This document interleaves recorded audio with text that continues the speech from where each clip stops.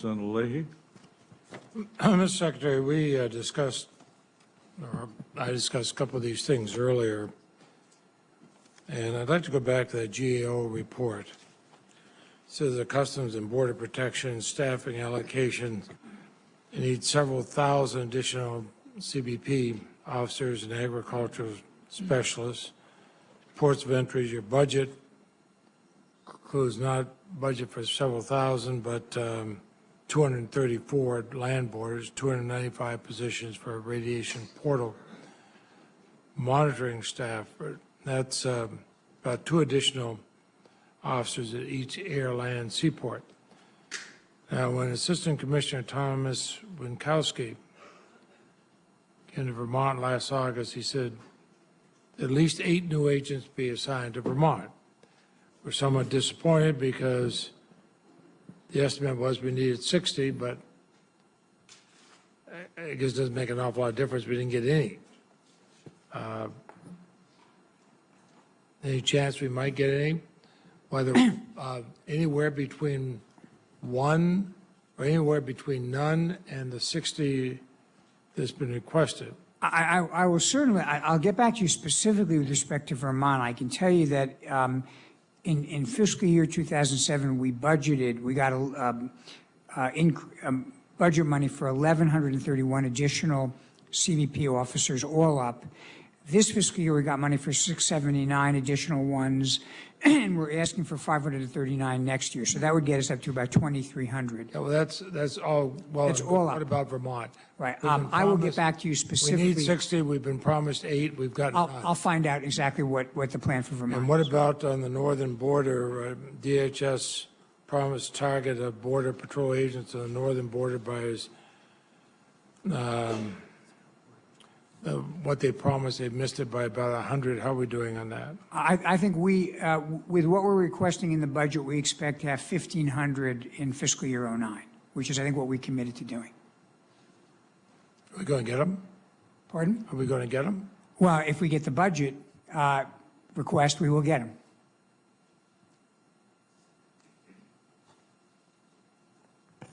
Well, if it. I mean, that is what is built into the budget for fiscal year 09. Right. Would get us up to 1,500. Because we put money in for these in the past and nothing's ever happened. That's why I asked. Let's go about this temporary checkpoint, a so-called temporary checkpoint. And you said that I'd asked this 100 miles from the border along a road that's paralleled by dozens of other roads that people could take if they wanted to avoid the checkpoint. Well, I realize that we keep our fear factor going. It doesn't seem to stop anybody. You said you would let me know about this, and yet we now have it in the budget. Is this going to be a case of building them and then you tell us?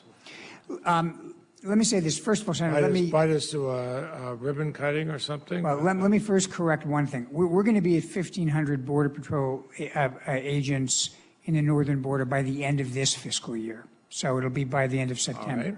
So we have that funded already. That's good news. On the issue of the checkpoints, I don't know as we sit here what the plan is with respect to the checkpoint in Vermont. I can tell you generally. You got a $4 million for the northern border request checkpoints. for the Vermont checkpoints, and this is in the so-called Swanton sector, which is in the northwest part of our state. The other one is in the northeastern part of the state. Actually, they're getting down to the southern part of the state.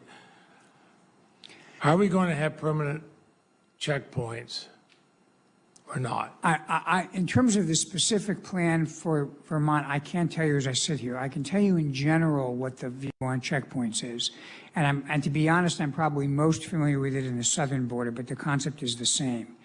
Checkpoints do serve a valuable function both in intercepting. Wait a minute. The concept is the same. Are you saying that the situation on crossing our northern border is the same as our southern border? That the concept. I know you've got that billions of dollars being spent on a virtual fence that doesn't work in the southern border, but are we doing the same thing here in the northern border? No, I'm saying the concept of using a checkpoint that is not at the border is basically the same concept. It's the recognition that there will be people who will get through the border that you can stop secondarily at a checkpoint. Well, of course you can, but when you got this thing sitting out there, you got a whole lot of roads and go around, and we are not talking about a border where there's that much of a need to come across. I mean, the Canadians, their dollar, because our dollar has slipped so badly, their economy is booming. They've got their dollars worth some days more than ours. They're not rushing across to get jobs. It's not the. I don't think it, I agree. It's not illegal. And the issue in the Canadian is not, border is not a big flow of illegal migrants. Well, the reason I asked is you got border Derby line, Stansted, Quebec. This is a town that it's two different names, but it's one town. Half is in the province of Quebec, half is in Vermont.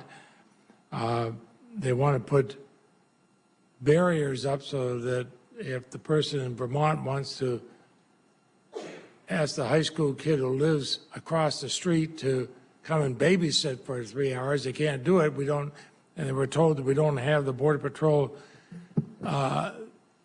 enough people to do that, and we're going to start sicking people 100 miles away? Well, let me just make it clear. The purpose of having the checkpoints in the northern border isn't that we think there's a large flow of illegal migrants. It's other kinds of smuggling that we worry about, drug smuggling, things of that sort.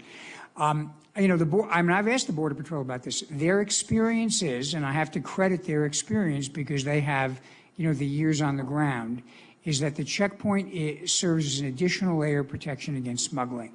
Now, I agree with you. We need to add border inspectors. You get an occasional smuggler. You get occasional some kid with pot in his car, and that's great. And you're stopping all these law-abiding people going back and forth. I mean, I mentioned the thing with, where I'm told by an officer pointing to his gun, that's all the authority I need. Yeah, that's improper. So I mean, certainly I'm not going to condone an officer saying that to anyone. I understand, but I mean, and that's fine. I can, when the superior officer walked up and saw me there, I don't pretend to be a lip reader, but certain expletives I could understand when he saw the situation. But it should be the same if it was Patrick Jones. Oh, sure, absolutely. It's completely, I mean, it's just let me be really. You get the impression sometimes, and I hear this from foreign visitors all the time, that we treat everybody as an enemy, and we start treating our own people as an enemy.